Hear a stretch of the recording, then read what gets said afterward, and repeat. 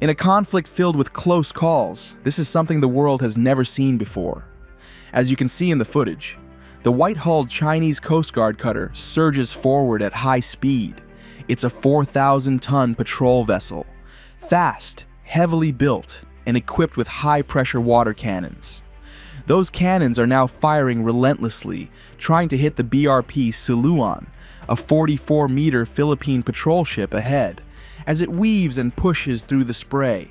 The chase is dangerous, aggressive, spray flying, engines screaming, and the gap closing fast. And then, something no one expects. From the starboard side, a Chinese Navy Type 052D destroyer, hull number 164, suddenly moves across the cutter's bow. This warship is over 7,000 tons, bristling with missile launchers, advanced radar, and the power to dominate any battle at sea. But here, in these tight waters, it becomes an obstacle. The cutter has seconds, maybe less, to react. There's no space to turn. The collision is brutal. The destroyer's hull shears into the cutter's bow, crumpling steel like paper. Both vessels shudder under the impact. In a single moment, China's own Coast Guard and Navy smash into each other, turning a show of force into an embarrassing and very public disaster. The Chinese Coast Guard cutter forward section is destroyed, its bow flattened, deck equipment ripped away, and key systems offline. Naval experts say the ship is now unseaworthy, unable to operate without major repairs. The Type 052D destroyer also suffers visible damage to its port side, though it remains afloat and operational. Philippine authorities immediately radio offers of assistance, including medical aid for possible injured crew. Beijing doesn't respond. Instead, China issues a statement accusing the Philippines of illegal intrusion near Scarborough Shoal, claiming its actions were, quote, lawful and professional.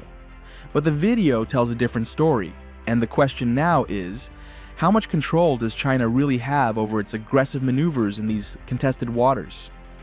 The destroyer in this incident, a Type 052D Luyang III-class, hull number 164, is one of China's most advanced warships.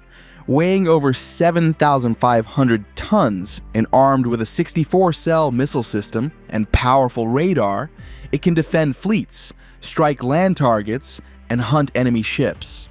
China has over 25 in service, each costing around $1.5 billion USD. Designed to project power far from China's shores, this time it became part of an accident that undermined that image.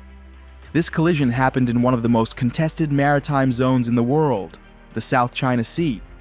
At its heart lies the Scarborough Shoal, called Bajo de Masinloc in the Philippines and Huangyandao in China. It's a triangular chain of reefs and rocks, but its value is far greater than it looks on a map. For fishermen, it's a rich ground that has fed communities for generations. For navies, it's a strategic foothold, just 120 nautical miles from the Philippine coast, and within striking distance of major shipping lanes. The South China Sea carries over $3 trillion worth of trade every year, 1/3 of all global shipping. Beneath its seabed lie vast oil and gas reserves, enough to shift energy markets. Control over these waters means control over resources, trade routes, and military positioning. Multiple countries lay claim to parts of this sea: Vietnam, Malaysia, Brunei, Taiwan, and the Philippines. But Beijing's claim is the most expansive, outlined by its controversial 9-dash line that covers almost the entire region. To assert those claims, China has dredged reefs into artificial islands, built airstrips, radar installations, and fortified them with missile batteries. This militarization has turned shallow waters into forward-operating military bases. The United States Navy conducts regular freedom of navigation patrols here, sailing alongside allies like Japan, Australia, and the Philippines to challenge Beijing's territorial ambitions.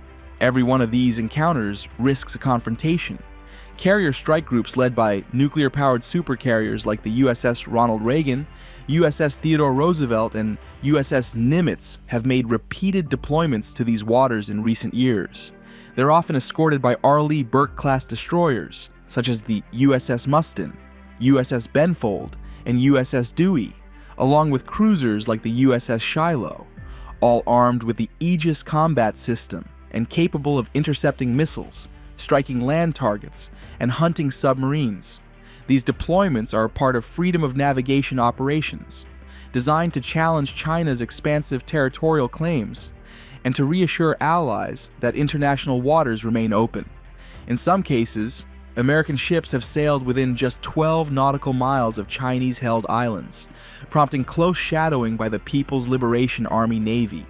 Each of these encounters is a high-stakes balancing act, one wrong maneuver away from an international crisis.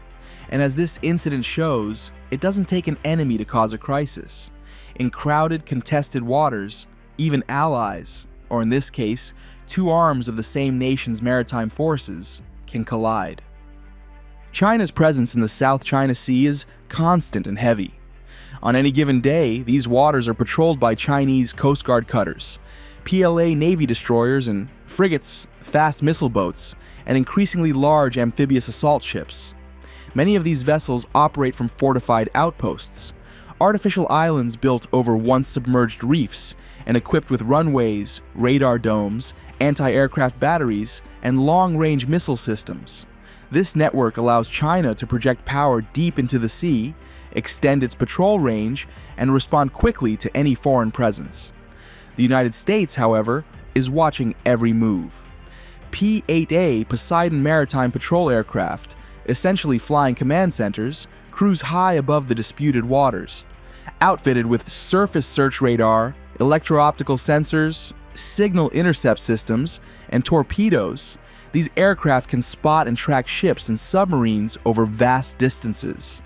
Working in coordination with U.S. Navy ships, they build a constant, detailed map of Chinese deployments, monitoring every maneuver, every launch, every radar ping. In this cat-and-mouse game, nothing on the surface or beneath it goes unseen. This collision between two Chinese vessels may seem like a rare accident, but it's a symptom of a bigger reality, one where the South China Sea is crowded, tense, and one misstep away from something far worse.